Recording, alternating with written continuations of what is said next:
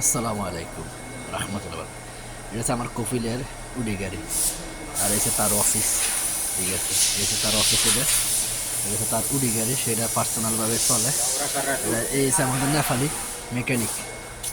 এটা আজকে আমরা সবাই সুন্দর এটা গাড়িটা ক্লিন করছি, পলিশ টলিশ করে রেখে দিছি। সেই ঈদের দিনে, এই যে আমরা রমজান ঈদের দিন সে ঘোরাফেরা করবে এই গাড়িটা নিয়ে।